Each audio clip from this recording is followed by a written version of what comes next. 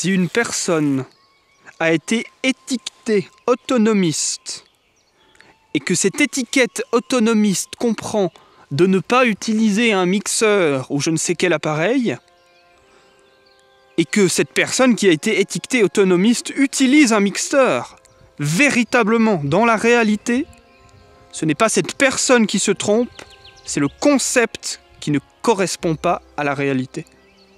Je fais les choses que je fais. Si les gens souhaitent appeler ce que je fais philosophie, qu'ils le fassent.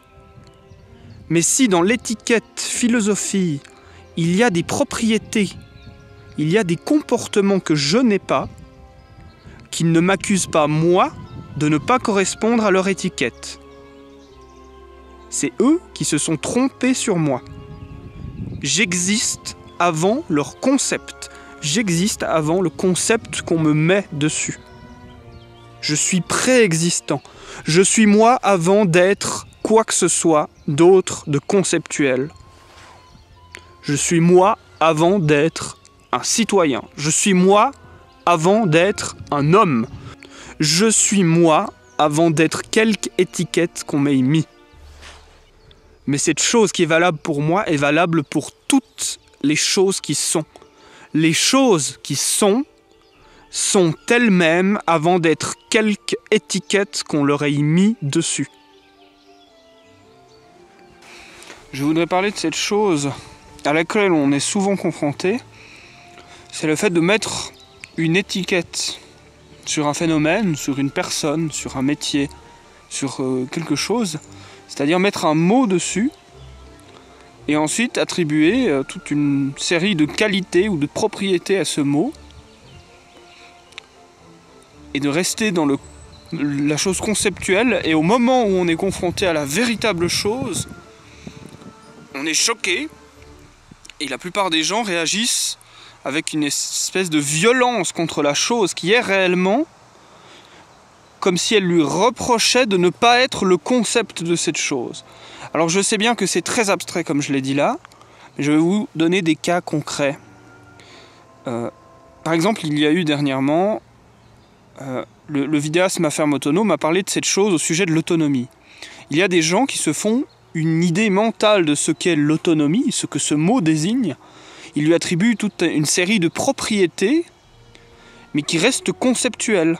C'est-à-dire que c'est des propriétés mentales qu'on donne à ce mot et à ce que ce mot désigne, uniquement mentalement. Et le jour où les gens qui ont construit mentalement ce qu'était l'autonomie se rendent compte que dans la réalité ou dans les choses qui se font, l'autonomie ne correspond pas à l'image qu'ils s'en sont fait, beaucoup, pas tous, mais beaucoup réagissent avec une violence contre le monde tel qu'il est. Et moi j'ai été confronté dernièrement à l'étiquette philosophe, que certains me mettent dessus, que je peux me mettre aussi dessus, mais c'est pas trop problématique de se mettre des étiquettes. Le problème, c'est de considérer que l'étiquette est plus importante que la chose qui est réellement. Moi, on m'a mis l'étiquette philosophe dessus, et petit à petit, on peut commencer à me reprocher de ne pas être un philosophe. Puisque peut-être que je ne m'attarde pas assez sur les concepts, peut-être que je n'utilise pas suffisamment la logique, peut-être que je devrais plus enseigner. Ce que je fais, c'est pas de l'enseignement. Je vous partage mes réflexions personnelles. Si vous apprenez des choses avec, c'est très bien, mais je ne suis pas un enseignant, enfin je ne crois pas. Mais certains pourraient se dire, tiens, mais il n'enseigne pas assez, c'est un mauvais philosophe, c'est mauvais, ça ne correspond pas à l'image, à l'idée abstraite de ce qu'est un philosophe que certaines personnes ont pu se faire. Et vu qu'ils m'ont collé cette image, soudain il y a une incohérence entre l'image qu'ils se faisaient du monde et le monde. Mais ça vaut pour absolument tous les mots. Tous les mots qu'on utilise sont des concepts abstraits que l'on applique sur le monde. Eh bien, il faut se méfier de ne pas être tellement attaché aux mots que l'on commence à nier le monde. C'est-à-dire qu'on est tellement attaché à ce que doit être conceptuellement un village ou une nation, ou peu importe les mots qu'on utilise, et tout d'un coup on voit la chose dans la réalité qui ne correspond pas. Et là, il y a plusieurs mécanismes. Il y a le mécanisme de rejet de la réalité. Eh bien, il faut à tout prix éviter ce mécanisme de rejet de la réalité. Car les choses sont elles-mêmes avant d'être quelque concept que ce soit. Et pour moi, ça donne quoi? Ça donne « je suis moi-même ».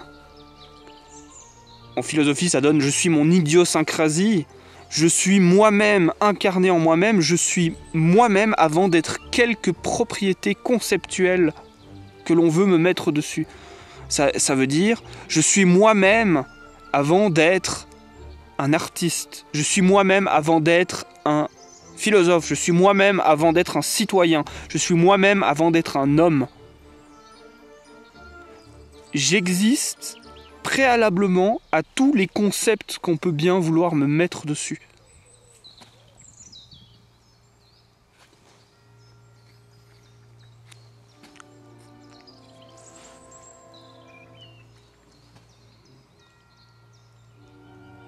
Ne pas vivre conformément aux concepts, mais vivre conformément aux choses telles qu'elles sont. Et les stoïciens traduisent ça par vivre conformément à la nature, ou vivre conformément à l'ordre divin.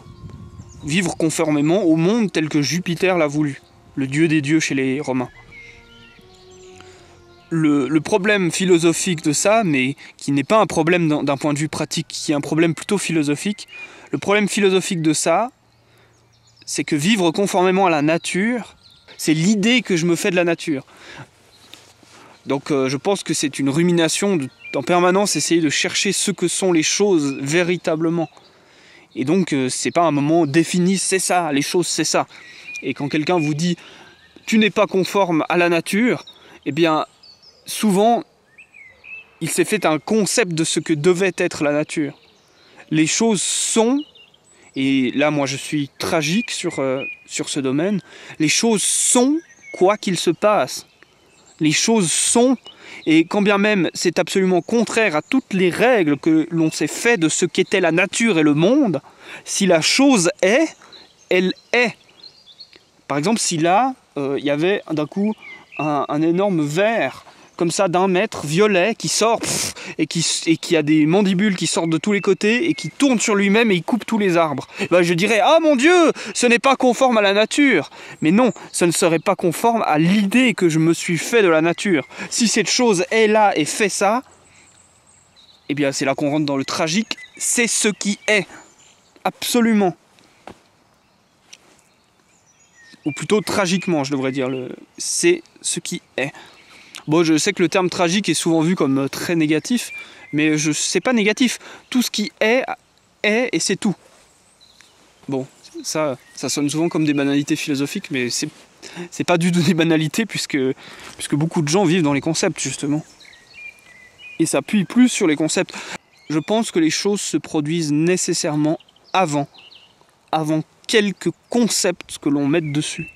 Les choses se produisent et ensuite on vient justifier par le bien et le mal, on vient expliquer, on vient mettre des concepts par-dessus les choses. Mais les choses sont d'abord elles-mêmes sans idée de ce qu'elles sont.